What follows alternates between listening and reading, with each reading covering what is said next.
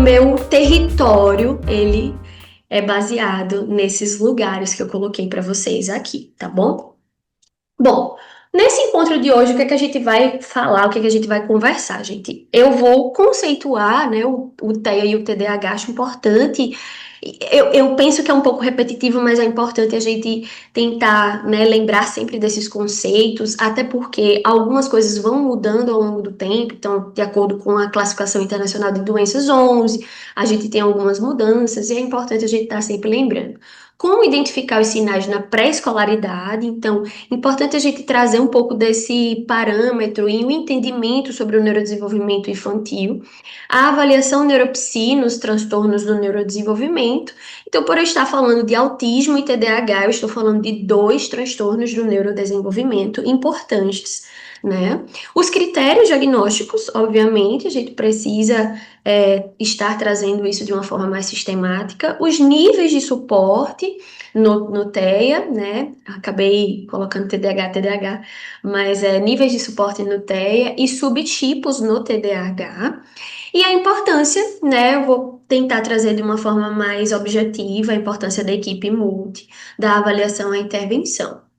Aqui é uma turma de psicólogos e estudantes de psicologia, o que implica dizer que eu vou estar trazendo aí exemplos de protocolos que são restritos para a gente, né? Vou estar trazendo de uma forma mais objetiva um pouco dessa prática, tá? Não é o foco trabalhar instrumentos específicos, né, nessa minha parte do curso, mas eu vou tentar sintetizar o que eu puder e que isso fique bem funcional para o dia a dia de vocês, né? Então, a campanha de conscientização desse ano do autismo foi: a informação gera empatia e empatia gera respeito. Né? Então, essa foi a campanha desse ano. Eu gosto muito de trazer a ideia das campanhas para a gente sempre levar aí uma prática anticapacitista e que a gente sempre esteja, né, cumprindo com o nosso trabalho também de informar e quebrar esses tabus que ainda existem, né? E aí eu trouxe, gente, eu vou começar aqui a minha aula. Seguindo aí a conceituação do TEA de uma forma bem geral, a gente tem aí o TEA como um grupo de transtornos do neurodesenvolvimento, né? Hoje conhecidos como transtorno do espectro autista. Então a gente passou por uma série de mudanças, né, gente? Desde o DSM-3, o 4 e agora o 5 a gente tem aí a nomenclatura de fato transtorno do espectro autista ou do autismo ou apenas autismo, não está errado. Muitas pessoas acabam perguntando sobre: é errado eu falar só autismo? Não, não está errado, tá? Mas aí a gente vai estar falando TEA por ser uma sigla mais utilizada. Então a gente tem aí, pessoal, que pessoas com esse diagnóstico comumente elas vão ter prejuízos que podem variar em menor ou maior grau em duas áreas. Então, não tem como a gente falar de autismo, gente, sem falar de comunicação social e sem falar. Deixa eu tirar isso aqui, que aqui tá me atrapalhando. Vamos lá, sem falar de comportamentos repetitivos e ou restritos.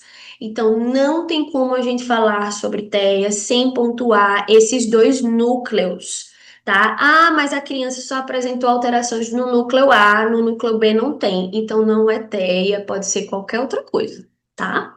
E aí a importância da gente ampliar o nosso raciocínio clínico, tá? Com relação ao próprio TEA. E aí eu chamo a atenção a necessidade de entendermos mais a fundo o autismo nível 1 de suporte, tá? Porque o nível 2 e o nível 3, ele vai ser muito mais evidente ali, ele vai estar muito aparente. Mas o nível 1 existem nuances aí que a gente precisa ter um pouquinho mais de sensibilidade, né? Então, seguindo, gente, não tem como a gente falar de diagnóstico sem falar de prejuízo.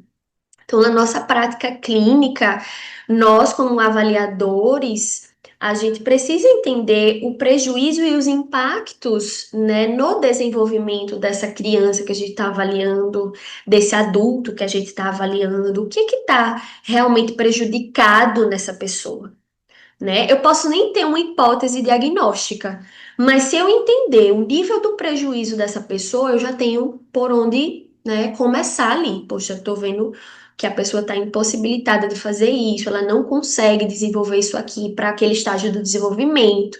Então, quando a gente verifica, pessoal, prejuízo é onde a gente precisa pensar no diagnóstico. Tá? Na minha prática clínica, assim, eu não consigo pensar em diagnóstico sem entendimento desses prejuízos. E aí, esses prejuízos, eles vão afetar, né, todos os campos aí da vida familiar, da vida escolar, acadêmica, da vida social, emocional. Então, a gente vai ter um impacto direto nesse desenvolvimento, né, desde a pré-escolaridade até a fase adulta, né? Milhões de brasileiros recebem esse diagnóstico diariamente e as principais manifestações, elas vão acontecer nos primeiros 3 anos de idade. E aí é onde entra, né, a necessidade do nosso trabalho enquanto psicólogas, psicólogos, estudantes de psicologia e futuros profissionais, entendermos sobre desenvolvimento humano, né? O profissional da psicologia, ele precisa se apropriar disso, ele precisa entender desse desenvolvimento infantil, né? Nós somos, assim, é o nosso carro-chefe, é o desenvolvimento, né? Humano, infantil ali. Então, essas manifestações, de acordo com até a minha prática profissional, a de vocês também, com certeza, a gente observa que esses sinais, eles aparecem ali nos primeiros meses de vida, se a gente for realmente observar, né, essas alterações. Então, alterações sensoriais, elas já aparecem, né, antes do primeiro ano de vida, alterações no campo do comportamento, da reciprocidade social. Então, a gente vai observar isso muito precocemente, né? E aí, esse diagnóstico, comumente, quando a gente tem um nível 2, um nível 3 de suporte, esse diagnóstico ele acaba sendo precoce. Mas os níveis 1 de suporte, geralmente é aquele que demora muito mais tempo, já chega na adolescência, chega na vida adulta, né? Daí a importância da gente ampliar os nossos repertórios, né, gente? E tá sempre falando, parece ser muito repetitivo o que eu tô dizendo aqui, mas assim, é algo que a gente precisa massificar mesmo e repetir várias vezes, porque pode passar despercebido, né? Chama a atenção também para a gente ter um olhar diferenciado para as meninas e para as mulheres, né? Porque elas acabam sendo menos indicadas e encaminhadas para o processo de avaliação, né? Então, isso significa dizer que, de acordo com o último CDC, né, gente, o Centro de Prevenção e Controle de Doenças dos Estados Unidos, foi publicado em março, né, desse ano, a gente tem um em cada 31 crianças aos 8 anos de idade diagnosticadas com TEA. No ano passado, a gente tinha uma em cada 36. Esse ano, a gente já tem uma a cada 31, né? Então, no Brasil, se a gente for considerar aí estimativa e casos subnotificados, os nível 1 de suporte, a gente tem em média 6 milhões de autistas, né? Lógico que os números são bem menores, até porque a gente começou a ter, né, os dados do IBGE com relação ao autismo em 2022, foi o primeiro censo. Então, no mundo, a gente tem 70 milhões de autistas, 2 milhões, 2,4 milhões de brasileiros no espectro autista, de acordo com o último censo. Então, foi o primeiro censo que a gente teve do TEA. Então, esses 2 milhões aí, meio quase, são muito mais, obviamente, né? Entendendo as subnotificações. Na educação básica, as matrículas de estudantes no espectro aumentaram 44,4% entre 2003 e 2024, de acordo com os dados do MEC. Ou seja, de 636.202, esse número cresceu para 918.877 autistas matriculados no ano passado. Então, isso diz muito sobre a nossa necessidade de pensar em práticas anticapacitistas, em pensar em um novo modelo de inclusão e que o nosso trabalho, né, o nosso trabalho enquanto psicólogos e psicólogas é extremamente essencial nesse processo, né, da compreensão que a sociedade precisa ter sobre o que são os níveis de suporte, o que é um suporte realmente, o porquê que a gente precisa adaptar, né? E nós somos o profissional de referência para isso, né? Quando a gente pensa espectro, alguns pais, né, ou até mesmo os adultos autistas, eles ficam sem saber, mas por que espectro, né? De onde vem isso? Por que a ideia do espectro? Eu gosto muito da utilização dessa imagem aqui.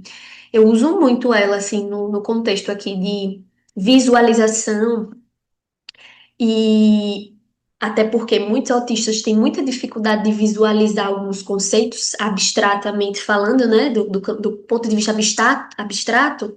Então, para trazer uma concreticidade melhor e uma objetividade, eu trago a imagem para entender.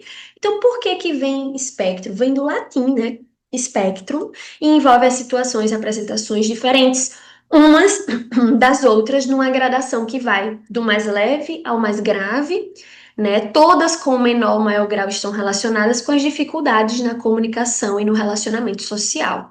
Então, o espectro é justamente isso, né? Por isso que a gente nunca vai ter um autista igual ao outro. A gente vai ter manifestações que podem variar, né? Aí o grau de intensidade, mas que aquela manifestação é a mesma e é comum dentro do espectro autista, né? Então, é justamente aí a gradação do mais escuro para o mais clarinho, mas a gente vai ter alterações em algum ponto. É isso que a gente precisa fazer com que esses pais e esses autistas, quando a gente avalia adultos, visualizem, tá? Olha, a gente vai ter comprometimentos aqui, nesse campo aqui, por exemplo, dos comportamentos repetitivos.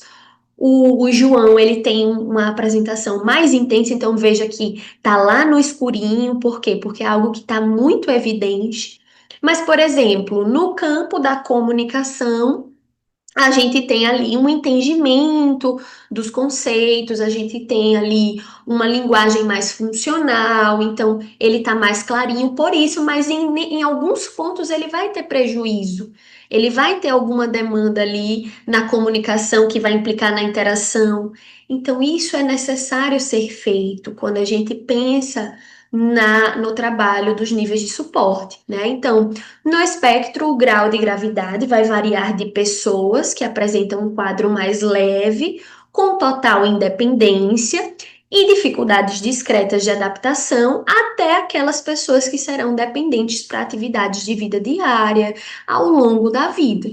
Então, quando a gente faz esse movimento de entender o nível de prejuízo e comprometimento, a gente começa a pensar sobre os níveis de suporte, tá?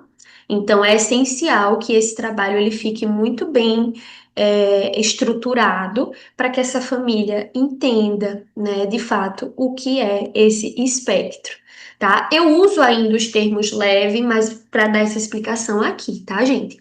Mas quando a gente fala do espectro autista, a gente vai falar sobre os níveis de suporte. Então, hoje, de acordo com a nova classificação 11, Classificação Internacional de Doenças, a gente precisa nomear aí em nível 1, 2 e 3 de suporte, né? Bom, um espectro neurobiológico. Então, é mais uma forma assim da gente entender, gente, que o neurodesenvolvimento atípico, no TEA especificamente, ele vai se referir a um padrão de desenvolvimento cerebral que vai diferir, né, significativamente do que é considerado típico ou esperado para a maioria das pessoas. Então, em vez de um desenvolvimento linear e previsível em todas as áreas, como na maioria das crianças, no TEA, o desenvolvimento do cérebro segue trajetórias diferentes, o que resulta nas características e desafios observados na condição. Então, eu trago essa colocação aí, que é baseada no DSM-4, no DSM-5-TR, para entender, gente, que se trata ali de alterações no campo anatômico, então a gente já tem pesquisas que vêm revelando isso, tá? A gente tem alterações no campo dos neurotransmissores e alterações neuroquímicas, então não se trata, mas é porque ele é assim e ele nasceu assim e ele cresceu assim. Não, eu tô falando de uma circuitaria cerebral, de um modelo neurobiológico que funciona diferente e que absorve esses estímulos de forma diferente, né? Por isso que a gente fala da neurodivergência, né? Da neurodiversidade, porque é um cérebro que vai operar de forma diferente, tá? Bom, e aí eu gosto muito dessa imagem, né? Essa imagem ela traz um pouco sobre essa representatividade do espectro em cores, onde a gente vai ter aí algumas características, né, do TEA especificamente, como o próprio pensamento mais rígido, o comportamento mais rígido, as dificuldades de compreensão das próprias emoções, das emoções do outro. E isso está muito ligado, gente, ao processo da cognição social, da teoria da mente. Então, está muito ligado, né, às funções. E a gente precisa lembrar disso, tá? Linguagem formal ou considerada pedante socialmente. Então, para aqueles que têm uma linguagem e que são verbais, a gente pode perceber essas alterações nesse campo, né? Uma linguagem muito elaborada para aquela faixa etária, então a gente vê muito isso. Ou a gente vai ter também os autistas não verbais, onde não vai ter ali nenhum tipo de intenção comunicativa, dificuldade na coordenação motora, e isso é algo muito comum no TEA, tá? E aí essas dificuldades são a nível de coordenação motora grossa, com o planejamento do corpo, como também coordenação motora fina, a gente vê muito nos nível 1 de suporte, essas dificuldades de coordenação motora fina, caligrafia muito feia, dificuldades em movimentos minuciosos, é algo que a gente observa muito no nível 1 de suporte, tá? No nível 3 a gente já tem ali dificuldades no campo da coordenação motora grossa, né? De planejamento do corpo, de identificação do corpo, comportamentos corporais, que aí estão ligados também aos comportamentos sensoriais, né? Quando a gente fala dos comportamentos corporais, a gente fala da necessidade de acomodação. Então, a pessoa começa a fazer um determinado comportamento repetitivo porque ela está desregulada emocionalmente, né? Então, a gente vai ter ali manifestações múltiplas de comportamentos repetitivos que são entendidos como estereotipias motoras, né? Então, a gente vai ter todo tipo. Quem aqui já trabalha com TEA, já trabalhou, ou já observou um pouquinho, né, o nosso ambiente, a gente já viu que as manifestações, elas são várias, assim, várias. Eu já tive uma autista adulta que ela apresentou um comportamento autolesivo, só que era muito repetitivo, assim, muito, muito, muito mesmo. Ela sempre fazia aqui na cabeça e isso acabava desenvolvendo ali um comportamento autolesivo também. E assim, ela achava que isso era natural, né? Todo mundo achava que era natural, via que ela fazia muito, mas não, ninguém nunca associou. Mas era um comportamento muito repetitivo que implicava na autolesão também, tá? Necessidade de rotinas, então é outro ponto que a gente vai observar muito no TEA, tá? No espectro autista. Tudo isso está relacionado à rigidez, né? Então, não é só o pensamento rígido, como eu coloquei aqui nesse campo, né? A necessidade da rotina vem com essa necessidade de dar previsibilidades para a pessoa. Então, você tem que estar sempre, né? Olha, a gente vai fazer assim, a gente vai fazer assado, vai acontecer isso. E quando as coisas não acontecem da forma como foi estruturado, há ali uma desorganização. Aí começam a se aparecer os comportamentos repetitivos, as desregulações do campo emocional. Então, a gente começa a observar alterações no campo comportamental advindas dessa necessidade, tá? Dificuldades de entender as nuances sociais. Então, aqui a gente já tem alterações no campo da comunicação e das habilidades sociais, né? Da capacidade de leitura. Então, está relacionado à cognição social, né? O que é que o outro está fazendo? Por que que a pessoa tá se comportando dessa forma? Nossa, eu tô vendo que ela tá com uma expressão facial assim. Será que ela tá com raiva? Para um autista vai ser bem difícil entender isso, né? Esse clique de ela ficou chateada por causa disso. E aí falham-se essas nuances sociais, essa capacidade de fazer essas leituras, tá? E as dificuldades em entender as nuances das relações sociais, né? Que as pessoas aprendem de forma automática. Então, por que que acontece dessa forma, né? Um autista, ele vai observar e às vezes não vai entender. Se ele tem um vínculo muito grande com a pessoa, ele vai perguntar. Se não, ele vai só copiar, né? Isso acontece muito com as mulheres, meninas e mulheres no espectro. Elas observam e elas copiam, e às vezes elas nem sabem por que que elas estão copiando, mas se fulano fez é porque tá tudo certo. Então a gente vai ver muito esse comportamento, tá, gente?